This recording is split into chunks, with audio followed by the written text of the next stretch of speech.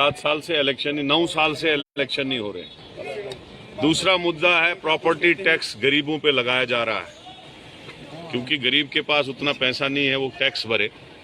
तो वो लड़ाई कांग्रेस पार्टी लड़ रही है, हर जगह हमारा प्रोटेस्ट भी चल रहा है। और इसी तरीके से जो एपटेक कंपनी लगाई है बच्चों को एग्जाम कंडक्ट करने के लिए, जो कंपनी ऑलरेडी ब्लैक लिस्ट है काफी स्टेटों में और फ्रॉड कंपनी, इससे पहले भी जो SSRB है उस पे लोगों का विश्वास उठ गया है, क्योंकि पहले ही सब इंस्पेक्टर का और अकाउंट्स असिस्टेंट का वगैरह वगैरह एग्जाम जो है उनमें स्कैंडल निकले हैं। इसी तरीके से बेरोजगार नौजवानों का बहुत बड़ा मसला है, रोजगार का मामला है, महंगाई का मामला है, बहुत सारे। अभी जो डिमोलिशन ड्राइव चल रहा था गरीबों के ऊपर, हमारे उधर बनिहाल में भी 60 लोगों को दुकानों के ताले लग गए, 250-300 लोग बेरोजगार हो गए, छोटी छोटी दुकानें थी।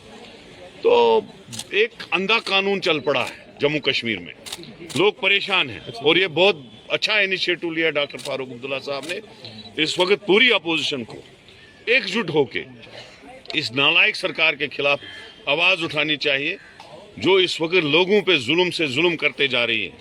अभी बिजली का किराया भी बढ़ने जा रहा है। अभी पहले आपने देखा कुछ दिन पहले गैस के दाम भी बढ़े, 50 रुपए गैस सिलेंडर में बचे। कांग्रेस के टाइम में जो 450 का गैस सिलेंडर था आज 1200 का पहुंच चुका है। कोई टस से मस से इस सरकार को नहीं है। 2014 से लेके आज तक 9 साल हो गए, 9 सालों में कोई रिक्रूटमेंट नहीं हुई। जो हमारे लोग उस वक्त 2 साल जिनके ओवरेज को थे, किसी के 4 साल ओवरेज को थे, किसी को 8 साल ओवरेज को थे, वो सारे बेचारे ओवरेज हो गए, कोई जॉब नहीं मिला 9 साल में। अब जो रिक्रूटमेंट कंपनियां आ रही हैं वो सारा जो है चोरियां और फ्रॉड कर रही है और ब्लैक लिस्ट कंपनियों को लाया जा रहा है। इसी तरह से लोग बहुत परेशान हैं, ना इलेक्शन हो रहा है, ना चुने हुए नुमाइंदे हैं। सेक्रेटरीट में जाओ आप यूपी से लेके बिहार और बिहार से लेके बाकी पूरे हिंदुस्तान के स्टेट के लोग जो है दूसरे स्टेटों के रियासत को चला रहे हैं। कोई यहाँ का नुमाइंदा हो जो यहाँ के लोगों के दुख दर्द समझते। हम करसू वहाँ के रियासी में गए, कटरा में, वहाँ रूप वे बन रहा है और वो उससे 7,000 जो कर्मचारी वहाँ पे पिट्ठू वाले हैं, मजदूर हैं, उनका 7,000 का रोजगार खत्म होने जा रहा है। तो सरकार आम लोगों के लिए कुछ नहीं सोच रही है। लोग परेशान हैं, महंगाई से परेशान है, प्रॉपर्टी टैक्स अलग है, बिल्डोजर अलग है, बिजली का किराया अलग है, और डर और खौफ जो मुलाजमों में वो अलग है। इलेक्शन को लेकर कोई बात? 1 मिनट। और ये जो कैजुअल लेबर, ये जो आपने देखा मार पड़ी उनको भी, जो रहबर खेल है वगैरह, सब बेचारे दरबदर है। तो इलेक्शन तो हम चाहते हैं हो जाए। अब 9वां साल 2014 में इलेक्शन हुआ था, आज 2023 है, 2023 मार्च है, 8 साल 3 महीने हो गए। अगर हर स्टेट में इलेक्शन होता है, हिंदुस्तान के हर कॉन्स्टिट्यूशन सबके लिए बराबर है, सेम है। अभी गुजरात, यहाँ पे उत्तराखंड में इलेक्शन खत्म हुए, नॉर्थ ईस्ट स्टेटों में हुए, हिमाचल में हुए, लेकिन यहाँ क्यों नहीं? यहाँ कौन सा नया कानून? यहाँ undeclared emergency government of India ने नाफिज करके रखी है। होम मिनिस्ट्री और LG सरकार चला ले, लोग परेशान है, लोगों के ऊपर जुल्म पे जुल्म करते जा रही है सरकार। इसलिए आज जो मीटिंग है, मीटिंग में जा रहे हैं, किन की बातों पर चर्चा होगी? मीटिंग फारूक अब्दुल्ला साहब ने बुलाई है, ये बड़ी अच्छी बात है, मुबारक की बात है। और हम उम्मीद रखते हैं कि जो लोगों के मसले हैं वो सामने लाए जाएंगे, जिसमें बच्चों की बेरोजगारी है, बच्चों के रोज नौकरियां बिक रही हैं, SSRB का रोज हो रही है, ये सारी बातें जो है। और ये जो प्रॉपर्टी टैक्स लग गया है, ये आपका पीला पंजा बड़ा आम हो गया है, तो सारी बातें जो सामने आएंगी। उसके बाद जो व्यू बनाएंगे ये ऑल पार्टी लीडर लोग, तो उसके मुताबिक होगा और वो आपके सामने रख दिया जाए। सर, क्या असेंबली इलेक्शन को लेकर बात होगी सर? नेचुरली उसके लिए भी इन सब चीज़ों का हल जो है वो डेमोक्रेसी है। अगर जिस रियासत में डेमोक्रेसी नहीं, वो रियासत के लोग क्या तवक्को रखते हैं सरकार? सर, जिस तरह से ये बीजेपी कह रही है कि ये विपक्षी पार्टियां जो है लोगों को गुमराह कर रही हैं, प्रॉपर्टी टैक्स लोग देना चाहते हैं, कि विपक्षी पार्टी जो है इसको मुद्दा बनाना चाहती हैं। हमने कभी किसी को गुमराह नहीं किया, हमने हमेशा लोगों की बात की।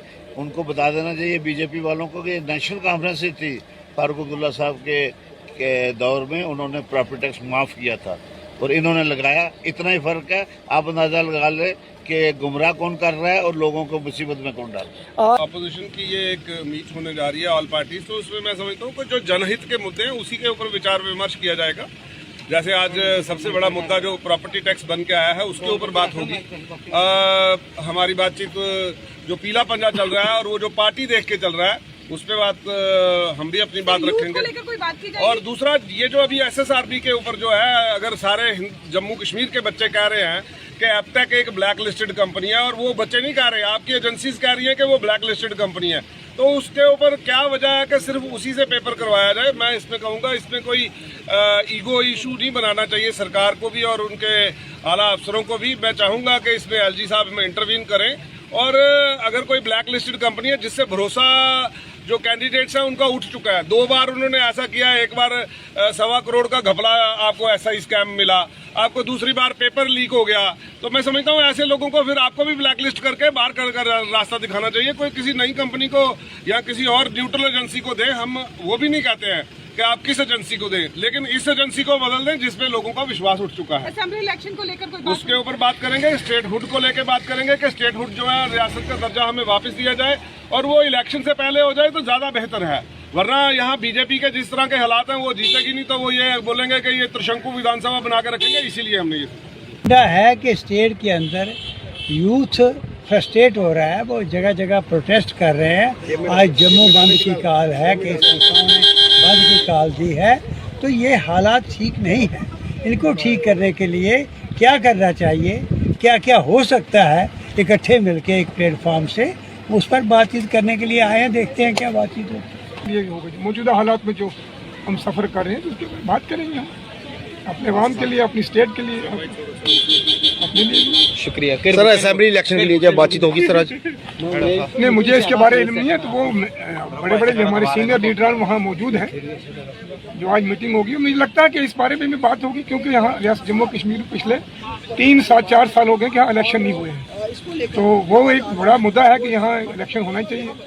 हम भी चाहते हैं कि इलेक्शन होने चाहिए, फ्री एंड फेयर इलेक्शन होने चाहिए, ताकि यहाँ नुमाइंदा गवर्नमेंट जो चुन के आए, ताकि यहाँ के मसाइल जो लोगों के दरपेश हैं उसका हल तलाश किया जाए। वो उसी सूरत में हो सकता है जब यहाँ इलेक्शन होंगे और यहाँ की आवाम को जो है अपने नुमाइंदे चुन के अपने मसाइल हल करने का मौका मिलेगा उनको, तो ये तो होना चाहिए।